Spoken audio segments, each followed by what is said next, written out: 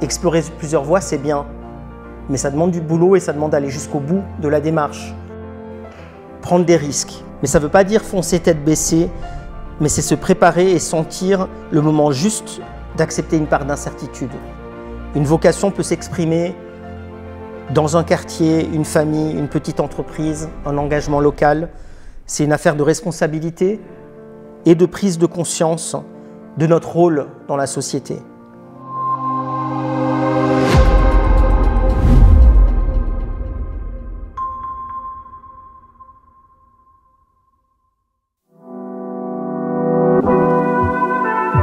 Alors, qu'est-ce qui change entre les personnes qui touchent à tout mais qui font rien de bien et les personnes qui vont jusqu'au bout de ce qu'ils entreprennent?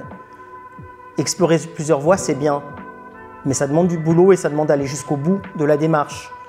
Vous essayez quelque chose de nouveau, allez jusqu'au bout. Dès que j'arrive à Londres, il faut que je trouve un boulot.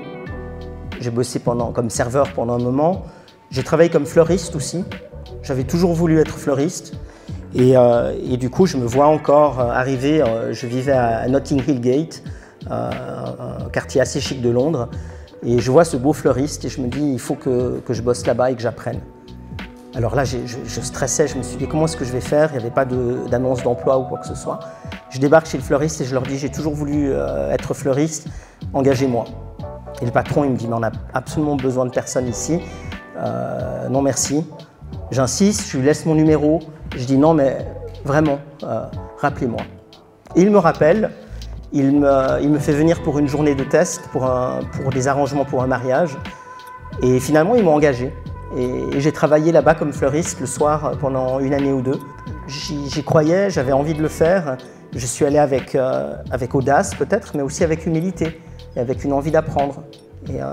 Et c'est aussi, en parallèle de mes études, j'ai construit ces petits boulots qui m'ont permis à être mieux équipé, je pense, pour la vie active. J'allais régulièrement à Francfort pour des voyages d'affaires et je me vois en costard-cravate avec mon attaché-caisse à Francfort.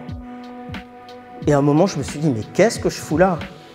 En fait, j'ai pas fait des études de cinéma, de communication, j'ai pas fait tout ça pour finir à 24 ans enfermé dans quelque chose que je n'ai pas du tout envie de faire, juste parce que j'ai un bon salaire et parce que j'ai des possibilités de réussite professionnelle.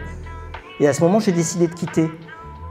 Et ça a été un choix qui était très important, parce que je pense qu'il a guidé le reste de mes choix par la suite, parce qu'à ce jour-là, j'ai compris que je n'allais pas choisir une carrière uniquement pour des questions financières. Prendre des risques, on en a parlé là maintenant.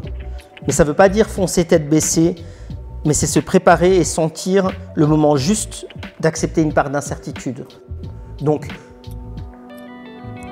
soyez prêts à bifurquer, à faire un long voyage, à arrêter même un travail pour faire une réorientation professionnelle, mais planifiez les choses. Et sachez à votre niveau, par rapport aux responsabilités que vous avez les uns et les autres, qu'est-ce que vous pouvez prendre comme risque et d'avoir un filet de sécurité, finalement.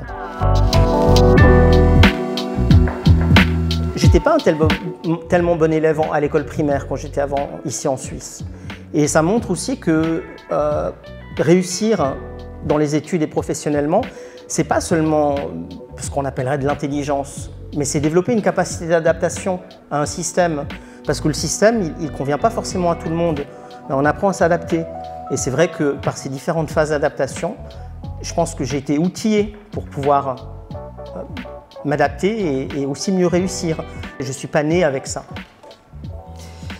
Il faut le reconnaître, il y a des inégalités sociales.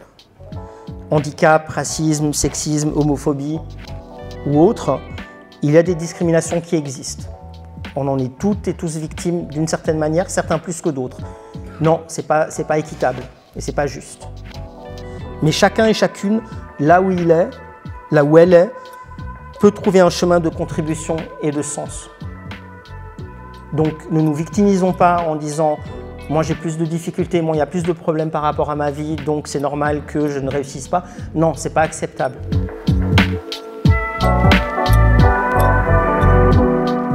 C'est pas nécessaire d'avoir un titre ou un diplôme pour agir. Une vocation peut s'exprimer dans un quartier, une famille, une petite entreprise, un engagement local. C'est une affaire de responsabilité et de prise de conscience de notre rôle dans la société.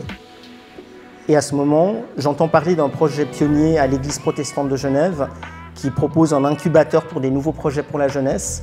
Et là, je décide de leur proposer de monter un groupe de parole pour des personnes gays, lesbiennes, trans. Mais là, je sens vraiment que je suis à ma place. Et je sens que je peux vraiment faire ce travail de résilience, de pouvoir aussi apporter vraiment mon vécu et mes difficultés personnelles que j'avais eues pour pouvoir apporter à d'autres un cadre que moi, je n'avais pas eu. Un cadre de sécurité pour des jeunes, des personnes différentes qui peut-être ne se sentent pas acceptées. Et ça, c'est un énorme pas pour moi, parce que déjà, j'arrive dans une église, alors que l'église m'a fait énormément de mal dans le passé, et j'accepte de revêtir une fonction officielle dans une église.